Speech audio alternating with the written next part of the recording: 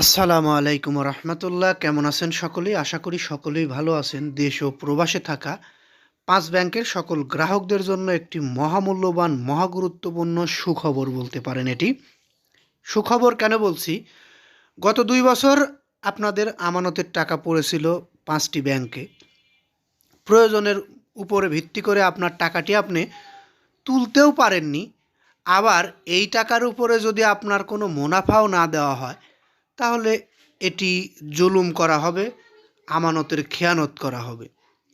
ঠিক তারই ধারাবাহিকতায় বাংলাদেশ ব্যাংকের হেয়ার কাট একটি নিউজ আমরা পেয়েছিলাম, যেখানে বলা হয়েছিল ২ বছরের আমানতের টাকার উপরে একটি হেয়ার কাট বসানো হয়েছে। আমানতের টাকার উপরে কোনো মুনাফা পাবে না গ্রাহকরা, বরংস তাদের আমানতের টাকা থেকে কিছু অংশ টাকা কেটে নেওয়া হবে। ঠিক সেই সিদ্ধান্ত থেকেই কেন্দ্রীয় ব্যাংকের সিদ্ধান্ত পরিবর্তন, অর্থাৎ সরে এসেছে সেখান থেকে তারা। একীভূত ৫ ব্যাংকের আমানতকারীরা ৪% হারে মুনাফা পাবে, অর্থাৎ মুনাফা পাবেই না, সেখান থেকে সরে এসে ৪% হারে মুনাফা দেওয়ার সিদ্ধান্ত নিয়েছে কেন্দ্রীয় ব্যাংক গত ২ বছরের আমানতের উপরে।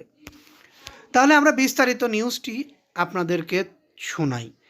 যারা এখন পর্যন্ত নিউজটি শুনলেন তাদেরকে বলবো নিউজটিতে একটি লাইক দিয়ে দিবেন, আর পরবর্তীতে আমাদের থেকে এরকম ধরনের গুরুত্বপূর্ণ আপডেট নিউজ পেতে অবশ্যই চ্যানেলটি সাবস্ক্রাইব করে বেল বাটন অন করে রাখবেন।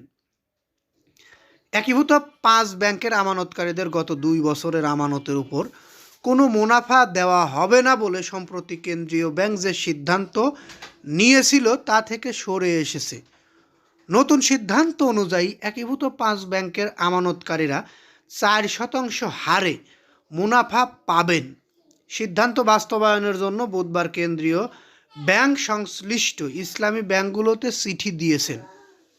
চিঠিতে উল্লেখ করা হয়েছে, কিছু আমানতকারীর অসুবিধায় বিষয় আমলে নিয়ে ও সম্মিলিত ইসলামী ব্যাংকের দীর্ঘমেয়াদী সক্ষমতা নিশ্চিত করার লক্ষ্যে ২০২৪ ও ২৫ সালের আমানতের উপর মুনাফা প্রদানের বিষয়ে নেওয়া সিদ্ধান্ত পূর্ণ বিবেচনা করা হয়েছে। ব্যক্তিগত, অপ্রাতিষ্ঠানিক, মেয়াদি আমানত ও স্কিম ভিত্তিক আমানতের ক্ষেত্রে উল্লেখিত সময়ের জন্য ব্যাংক রেটে অর্থাৎ ৪% হারে মুনাফা প্রদান করতে হবে।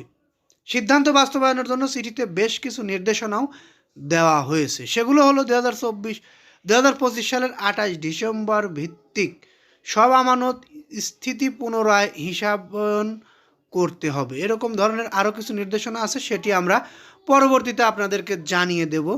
আমরা সে বিষয়টি নিয়েও কাজ করছি। এখন যদি আমি সমস্ত বিষয়গুলো এই নিউজের মাধ্যমে তুলে ধরতে যাই তাহলে নিউজটি অনেক বড় হয়ে যাবে। এ কারণে আমি এখন শুধু আপনাদের এই সুখবরটি দিয়ে এখান থেকে বিদায় নিচ্ছি। পরবর্তী নিউজে আপনাদের বিস্তারিত জানাবো ইনশাআল্লাহ। ততক্ষণ সকলেই সুস্থ থাকুন, ভালো থাকুন। যদি ভালো লাগে লাইক, কমেন্ট, শেয়ার করবেন। বিশেষ করে মতামত কমেন্ট বক্সে জানিয়ে যাবেন। আসসালামু আলাইকুম।